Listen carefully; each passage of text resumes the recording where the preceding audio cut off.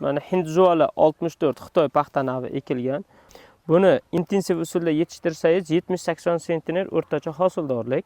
76 lik qo'sh qatorda bunda 1 gektar maydonda o'rta hisobda 180 ming 200 ming tup joylashadi.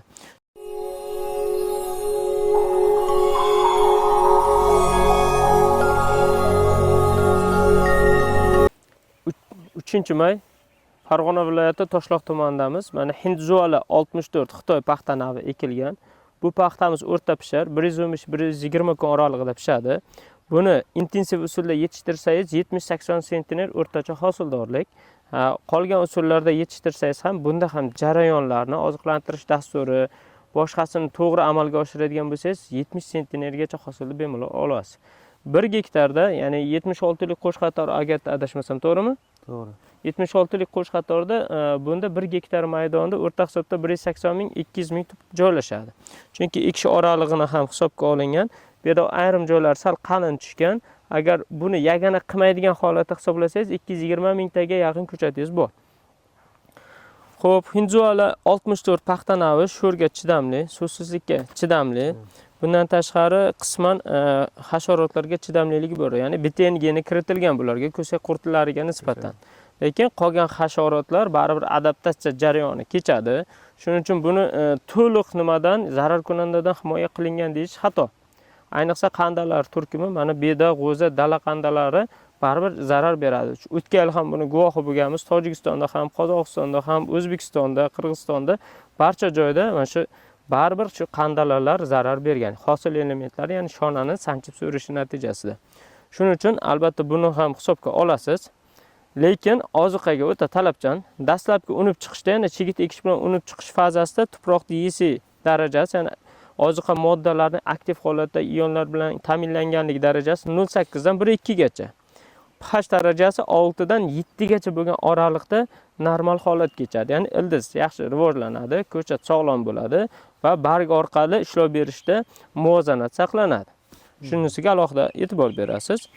Oziqaga talabchan. Qancha buni barg orqali hamda tuproqdagi mineral o'g'itlarni to'g'ri dasturimiz asosida amalga oshiradigan bo'lsangiz, umuman ishlovlarni har bir agrotexnik jarayonda buni biologiyasidan kelib to'g'ri bajarayotgan bo'lsangiz, hosildorligingiz shuncha ortadi.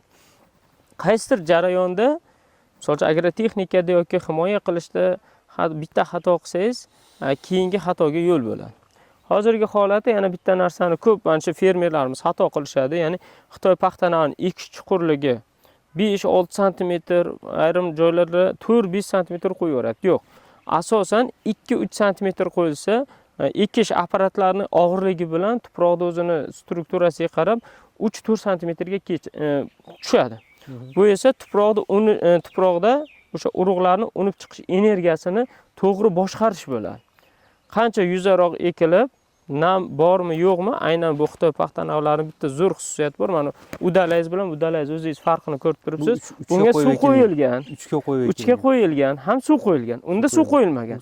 Uni rivojlanish ortda, hali buni kultivatsiya ham qilmagansiz, bitta suv qo'yilishi evaziga undan farq qilib turibdi. Farqi bor. Xuddi shunday shu narsani hisobga olish kerak. Har qanday Xitoy paxta navini ekkanda 2-3 sm chuqurlikda va yengil chigit suvini yerda nami bormi, yo'qmi, ob-havoni holatini hisobga olib suvni berish kerak. Agar suv qo'ymayman, yerimda nam ko'p deyotgan bo'lsangiz, maxsus preparatlarimiz bilan dorilab, urug'ni qayta dorilab turib, 2-3 soat dimlab qo'yish kerak. Ya'ni tuksiz bo'lishiga qaramasdan dimlash kerak. Dimlanganda aynan biz bergan biostimulyatorlar urug'dagi dastlabki ildiz va murtak qismini uyg'otadi. Ya'ni harakatga keltiradi. Unib chiqish uchun. Uni olib kelib ekkaningizdan keyin 4-5 kun oralig'ida nish urib, dastlabki ko'chatlaringiz chiqib qoladi. Uni quritiladimi? Yo'q, uni quritish shart emas, chunki tuksiz bo'ladi, dimlayapsiz. Yaxshilab namlab dimlaganingizdan keyin to ochib ikkinizcha o'zi shamollab qoladi urug'. Zo'r tomoni tushgan ko'chatingiz, ya'ni urug'ingiz 98-99% gacha bir tek so'nadi. Suv qo'yish kerak bo'lmaydi. Zaxirlarda, sho'r yerlarda ana shu narsa metoddan foydalansa juda yaxshi bo'ladi. Bu yil mana juda ko'p fermerlarimiz o'sha narsalarga e'tibor bermay, ekish chuqurligini ham chuqur qo'yib yuborishdi. Tuprog'imda nam zo'r deb tagin chigitni shu hola ekib yuborishdi. Natijada juda ko'p buzib qaytadan ekishga to'g'ri keldi. Bu yerimiz narigi yerdan o'tib ketdi. Buzib ekishga yana qo'shimcha qancha xarajat olib keladi. Qolaversa yer oldingidek sifatli bo'lmaydi. Bir marta ekilganga qayta xarajat qilib buni tuproqdan oldingi strukturaga keltirguncha ancha vaqt o'tadi. Lekin boyagi yuqorida aytib o'tilgan ikkita usuldan foydalansa, mana natijani o'zingiz ko'rib turibsiz.